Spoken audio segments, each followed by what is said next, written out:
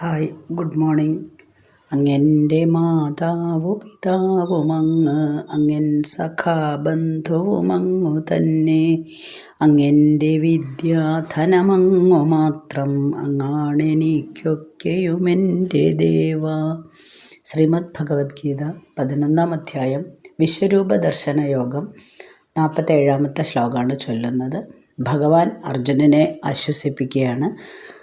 കഴിഞ്ഞ ശ്ലോകങ്ങളിൽ നമ്മൾ കണ്ടതുപോലെ അർജുനൻ വളരെയധികം ഭയത്തോടുകൂടി കൃതാഞ്ജലിയോടുകൂടി ഭഗവാനെ സ്തുതിക്കുന്നതായിട്ടാണ് കണ്ടത്. ഇപ്പോൾ ഭഗവാൻ നേരിട്ട് അർജുനനെ ആശ്വസിപ്പിക്കുകയാണ് ചെയ്യുന്നത്. മയാ പ്രസന്നേന തവാർജുനേദം രൂപം പരം ദർശിതമാത്മയോഗാത് തേജോമയം വിശ്വമനന്തമാദ്യം യന്മേ ത്വദന്യേന ന ദൃഷ്ടപൂർവം. മലയാളം: നിന്നിൽ പ്രസാദിച്ചു മഹാസ്വരൂപം നന്നായി ധരിച്ചേനിതു യോഗശക്തിയ. തേജസ്സിണങ്ങുന്നൊരു ശാന്തരൂപം ദർശിച്ചതില്ലാരുമിതേവരേക്കും. അർജുന, പ്രസന്നേന മയാ, നിന്നിൽ പ്രസന്നനായ ഞാൻ. അർജുനനോടുള്ള അമിതമായ വാത്സല്യമാണ് സൂചിപ്പിക്കുന്നത്. അങ്ങനെ എൻ്റെ പ്രിയ ശിഷ്യ, ഏറ്റവും പ്രിയപ്പെട്ട ശിഷ്യ, ആത്മയോഗാത്, സ്വന്തം യോഗശക്തിയാൽ, ഇതം പരം രൂപം തവ ദർശിതം, ഈ പരമോത്കൃഷ്ട രൂപം നിനക്ക് ഞാൻ കാണിച്ചു തന്നു.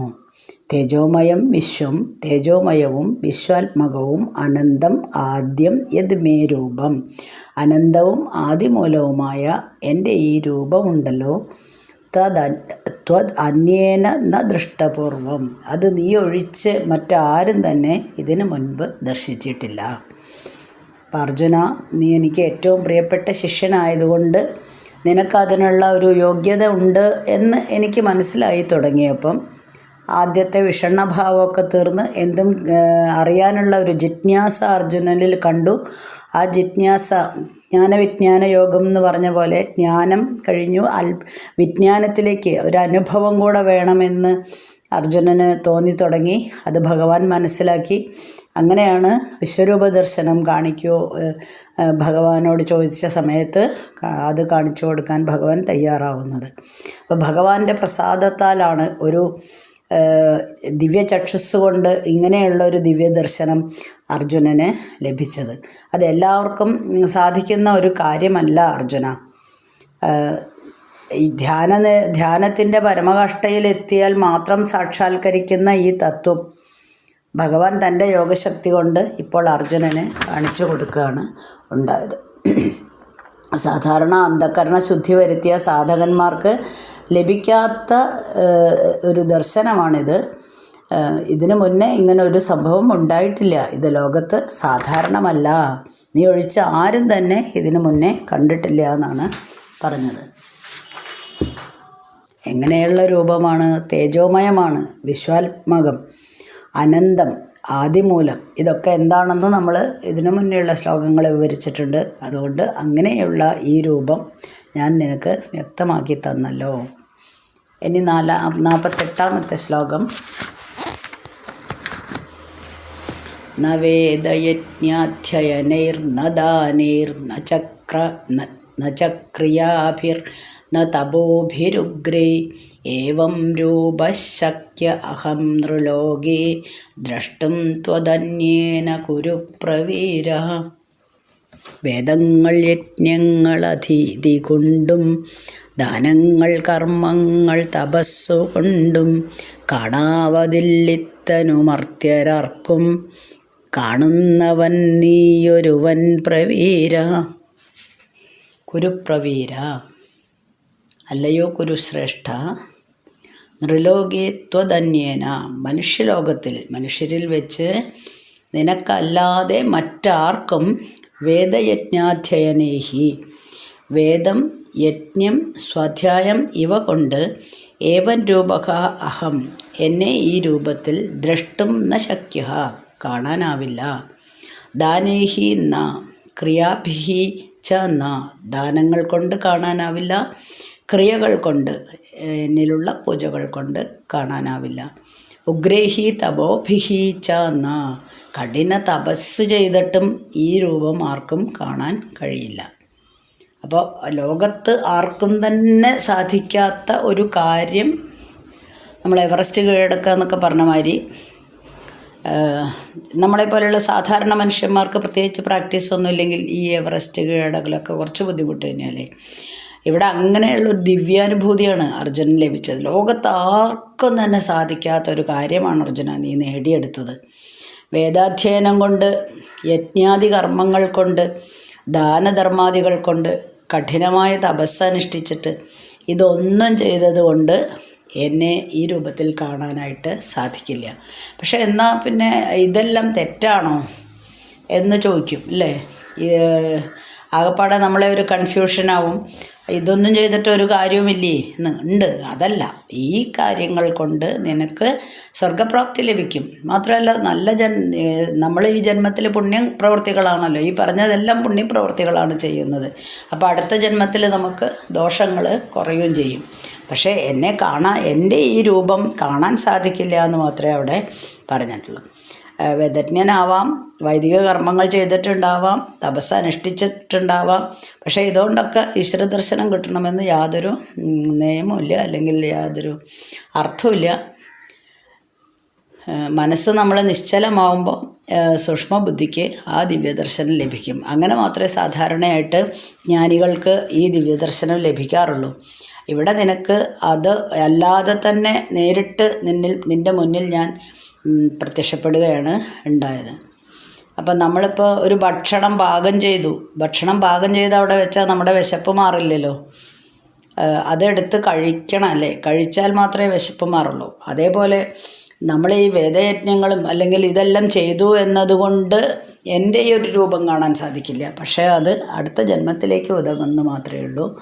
അപ്പോൾ കർമ്മത്തിൻ്റെ ഫലമായിട്ട് ലഭിക്കുന്ന ഒന്നല്ല ഈശ്വര ദർശനം. നമ്മൾ നല്ല കർമ്മങ്ങൾ മാത്രമേ അനുഷ്ഠിച്ചിട്ടുള്ളൂ എന്നതുകൊണ്ട് നമ്മൾക്ക് യാതൊരു നിർബന്ധവുമില്ല. ഇനി എൻ്റെ ബുദ്ധി കൊണ്ട് ഞാനിത് നേടാമെന്ന് വിചാരിച്ചാലോ അതും ആർക്കും തന്നെ സാധ്യമല്ല. ഇനി 49ാമത്തെ ശ്ലോകത്തിൽ എന്താണ് ഭഗവാൻ പറയുന്നത് നോക്കാം. ആശ്വസിപ്പിക്കുകയാണ് അർജുനനെ. മാ തേ വ്യഥ മാ ച വിമൂഢഭാവോ ദൃഷ്ട്വാ രൂപം ഘോരമീദൃങ്മമേദം വ്യാപേദഭിപ്രീതമനാ പുനസ്ത്വം തദേവ മേ രൂപമിദം പ്രപശ്യ. മലയാളം. ഈ ഘോരരൂപം തരും ഈ വിമോഹം തിരേയകറ്റു വ്യഥയും മഹാത്മൻ ഭയം വെടിഞ്ഞുള്ളിൽ നിറഞ്ഞു തോഷം ദർശിക്ക നീ എന്നുടെ പൂർവരൂപം. ഈ ദൃഘോരം മമ, ഇത്ര ഘോരമായ എൻ്റെ ഇതം രൂപം ദൃഷ്ട്വ, ഈ വിശ്വരൂപം കണ്ടിട്ട് തേ വ്യഥ മാ, നീ പേടിക്കണ്ട, യാതൊരു പരിഭ്രമവും വേണ്ട, പേടിക്കേ വേണ്ട. എൻ്റെ ഈ രൂപം കണ്ട് നീ പേടിച്ച് വിറച്ച് നിൽക്കുകയാണെന്ന് എനിക്ക് മനസ്സിലായി, അതിൻ്റെ ആവശ്യം ഇല്ല. വിമൂഢഭാവഃ ച മാ, പരിഭ്രമിക്കേണ്ട ആവശ്യവും ഇല്ല. ത്വം വ്യാപേദ ഭീഹി പ്രീതമനാഹ, വ്യാപേദ ഭയം കളയൂ, ഭയം കളയൂ, പ്രീതമനാഹ സന്തുഷ്ടനായിരിക്കൂ, നീ നിർഭയനായിരിക്കൂ. ഈ ഒരു പോരാളിയല്ലേ, അതുകൊണ്ട് നീ നിർഭയനായിരിക്കൂ, വളരെ സന്തോഷത്തോടു കൂടിയിരിക്കൂ. മേ തദ് ഇതം രൂപം ഏവ, എൻ്റെ ആ പഴയ രൂപം തന്നെ പുനഃ പ്രപശ്യ, വീണ്ടും കണ്ടോളൂ. ഓ, എൻ്റെ ഈ രൂപം കണ്ടിട്ട് നീ പേടിച്ചു പോയില്ലേ? സാരില്ല കേട്ടോ, ഭയപ്പെടണ്ട, പരിഭ്രമിക്കുകയും വേണ്ട. നീ കാണിച്ചു തരാൻ പറഞ്ഞതുകൊണ്ട് ഞാൻ കാണിച്ചു തന്നു എന്ന് മാത്രമേ ഉള്ളൂ. അപ്പോൾ ഭഗവാൻ വളരെ ആശ്വസിപ്പിക്കാനാണ് ശ്രമിക്കുന്നത്. പ്രിയ ശിഷ്യനാണ്, വാത്സല്യമുണ്ട്. പണ്ടേ പ്രിയമാണസ്യ എന്ന് പറഞ്ഞിട്ടുണ്ടല്ലോ. അപ്പോൾ അങ്ങനെയുള്ള ശിഷ്യനെ പുറത്ത് തട്ടി നമ്മൾ ആശ്വസിപ്പിക്കുക. അയ്യോ പേടിച്ചു പോയോ, അയ്യോ പേടിക്കേണ്ട ആവശ്യമൊന്നുമില്ല, നീ പരിഭ്രമിക്കുകയും വേണ്ട കേട്ടോ, ഞാൻ നിനക്ക് എൻ്റെ പഴയ രൂപം തന്നെ കാണിച്ചു തരാം. പക്ഷേ യഥാർത്ഥത്തിൽ ഞാൻ എന്താണ് എന്നിപ്പം നിനക്ക് മനസ്സിലായി കാണുമല്ലോ. അപ്പം അർജുനൻ്റെ ഈ പേടിച്ച് നിൽക്കുന്ന ആ ഭാവം കണ്ടിട്ട് ഭയവും പരിഭ്രമമൊക്കെ നീക്കാൻ വേണ്ടിയിട്ട് ഭഗവാൻ ആശ്വാസ വാക്കുകൾ പറഞ്ഞു കൊടുക്കുകയാണ്. അതിന് ശേഷം തൻ്റെ അർജുനനിൽ തൻ്റെ രൂപം, പഴയ രൂപം കാണിച്ചു കൊടുത്ത് സന്തോഷിച്ചോളൂ, ഇനി കുറച്ചൊരാശ്വാസം കിട്ടുമല്ലോ, ഇത്രയും നേരം കണ്ട രൂപത്തിൽ നിന്ന് വീണ്ടും സാധാരണ രൂപത്തിലേക്ക് വരുമ്പോൾ ഒരാശ്വാസം കിട്ടും. അതും കൂടെ അതുകൊണ്ട് തൻ്റെ പൂർവ്വരൂപം കൈക്കൊണ്ട് പഴയ രൂപം ഇതാ കണ്ടോളൂ എന്ന് പറയുകയാണ് ചെയ്യുന്നത്. അപ്പോൾ സാക്ഷാൽ പരമാത്മാവാണ് ശ്രീകൃഷ്ണ രൂപത്തിൽ നിൽക്കുന്നത്. ഞാൻ തന്നെയാണ് നാമരൂപം, വൈവിധ്യമായിട്ടുള്ള നാമരൂപം, ഈ ജഗത്തിൻ്റെ സത്ത മുഴുവനും ഞാനാണ് എന്നെല്ലാം ഈ വിശ്വരൂപം. ഇപ്പം നമ്മൾ കടലിലേക്ക് നോക്കുകയാണെങ്കിൽ കടലിൻ്റെ ആഴമൊന്ന് ചിന്തിച്ചു കഴിഞ്ഞാൽ നമ്മൾക്കൊരു ഭീതി തോന്നില്ലേ? പക്ഷെ അതിൽ നിന്ന് വരുന്ന അലകൾ കണ്ടാൽ നമ്മൾ അത്രയ്ക്ക് പേടിക്കാറില്ല. നല്ല ഉയർന്നു വരുന്ന തിരമാലകൾ കാണാൻ നല്ല ഭംഗിയാണ്. പക്ഷെ നമ്മൾ അതിൽ പെടാതെ കുറച്ച് നീങ്ങി നിന്ന് ആസ്വദിക്കാനായിട്ട് നമുക്ക് സാധിക്കും. ഇനി അപ്പോൾ എന്താണ് ചെയ്യുന്നത്? ഭഗവാന്റെ പഴയ രൂപം കണ്ടോളൂ. ഇനി ആരാണ്? സഞ്ജയനാണ് പറയാൻ പോകുന്നത്. 50-ാമത്തെ ശ്ലോകം സഞ്ജയൻ. അപ്പം നമ്മൾ യുദ്ധക്കളത്തിൽ നിന്ന് വീണ്ടും അരമനയിലേക്ക് പോവുകയാണ്. സഞ്ജയൻ ധൃതരാഷ്ട്രക്ക് വിവരിച്ചു കൊടുക്കുകയാണ്. 50-ാമത്തെ ശ്ലോകം. സഞ്ജയ ഉവാച ഇത്യർജുനം വാസുദേവസ്തഥോക്ത്വാ സ്വകം രൂപം ദർശയാമാസ ഭൂയ ആശ്വാസയാമാസ ച ഭീതമേനം ഭൂത്വാ പുനഃ സൗമ്യവപുർമഹാത്മാ. സഞ്ജയൻ പറയുന്നു, നിന്നു സ്വരൂപത്തെ ധരിച്ചു വീണ്ടും പേടിച്ചു വാഴുന്ന കിരീടി തന്നെ പ്രശാന്തരൂപത്തോടെ സ്വസ്ഥനാക്കി. വാസുദേവ അർജുനം. ശ്രീകൃഷ്ണൻ അർജുനനോട് അർജുനം ഇതി ഉക്ത്വ ഇങ്ങനെ പറഞ്ഞിട്ട് സ്വകം രൂപം പുനഃ ദർശയാമാസ തൻ്റെ രൂപം വീണ്ടും കാണിച്ചു കൊടുത്തു. മഹാത്മാ തഥാ സൗമ്യപബുഹു ഭൂത്വ മഹാത്മാവായ ഭഗവാൻ അങ്ങനെ സൗമ്യരൂപം കൈക്കൊണ്ട് ഭീതം ഏനം പരവശനായി നിൽക്കുന്ന അർജുനനെ പുനഃ ആശ്വാസയാമാസ ച പിന്നീട് ആശ്വസിപ്പിക്കുകയും ചെയ്തു. അപ്പോൾ ധൃതരാഷ്ട്രർക്ക് സഞ്ജയൻ പറഞ്ഞു കൊടുക്കുകയാണ്, ശ്രീകൃഷ്ണൻ ഇങ്ങനെയൊക്കെ അർജുനനോട് പറഞ്ഞിട്ട് തൻ്റെ പൂർവ്വരൂപം കാണിച്ചു കൊടുത്തു. അങ്ങനെ ഭയപരവേശനായിട്ട് നിന്നിട്ടുണ്ടായിരുന്ന അർജുനനെ തൻ്റെ സൗമ്യരൂപം കാണിച്ച് ആശ്വസിപ്പിക്കുകയും ചെയ്തു. പണ്ട് തൻ്റെ അവതാര സമയത്ത് വസുദേവർക്ക് കാണിച്ചു കൊടുത്ത ആ ദിവ്യമായിട്ടുള്ള കോമള രൂപമാണ് ഇപ്പോൾ കാണിച്ചത് അർജുനന്. അപ്പം ശ്രീകൃഷ്ണൻ സാധാരണ ഒരു മനുഷ്യനല്ല, ഈശ്വരനാണ്, സർവശക്തനാണ്. അങ്ങനെയുള്ള ആളാണ് ഇവിടെ പാണ്ഡവപക്ഷത്ത് നിൽക്കുന്നത്. ഒന്ന് മനസ്സിലാക്കിക്കോളൂ കേട്ടോ എന്നും കൂടെ അതിലൊരു ധ്വനിയുണ്ട് ധൃതരാഷ്ട്രോട്. മനസ്സിലായല്ലോ, ഭഗവാന്റെ മാഹാത്മ്യം മനസ്സിലായല്ലോ ഞാനിപ്പോൾ ഇത്ര നേരം പറഞ്ഞതനുസരിച്ച്. അങ്ങനെയുള്ള ഭഗവാൻ തൻ്റെ വിശ്വരൂപം മാറ്റി സാധാരണ രൂപത്തിലേക്ക് വന്നിരിക്കുകയാണ്. അതാണ് ഇപ്പോൾ അർജുനന് കാണിച്ചു കൊടുക്കുന്നത്. അർജുനൻ അത്രയും പേടിച്ചിട്ടുണ്ട്. അപ്പോൾ ഇത് സാധാരണ ഒരു മനുഷ്യനല്ലാട്ടോ അവിടെ അർജുനൻ്റെ കൂടെ നിൽക്കുന്നത് എന്നുകൂടെ ഒരു സൂചന കൊടുക്കുകയാണ് ചെയ്യുന്നത്. വീണ്ടും അർജുനൻ ഭഗവാനോട് പറയുന്ന വാക്കുകളാണ്. 51-ാമത്തെ ശ്ലോകം മുതൽ അർജുനനാണ് വീണ്ടും പറയുന്നത്. അപ്പോൾ ഇവിടെ സഞ്ജയൻ ഒന്ന് എന്താണ് യുദ്ധക്കളത്തിൽ നടക്കുന്നത് എന്ന് ധൃതരാഷ്ട്രോട് പറയുമ്പോൾ ഒപ്പം തന്നെ ധൃതരാഷ്ട്രക്ക് ഇങ്ങനെയുള്ള താക്കീതുകൾ കൊടുക്കുകയാണ്. നമ്മൾ കളിക്കുന്നത് വളരെ നിസ്സാരക്കാരനായ ഒരാളോടല്ല കേട്ടോ, ഓപ്പോസിറ്റ് ടീം, നമ്മുടെ ശത്രുപക്ഷത്ത് നിൽക്കുന്നവർ വളരെ ശക്തർ തന്നെയാണ് എന്നൊരു ഉപദേശം കൂടെ കൊടുക്കുകയാണ് ചെയ്തത്.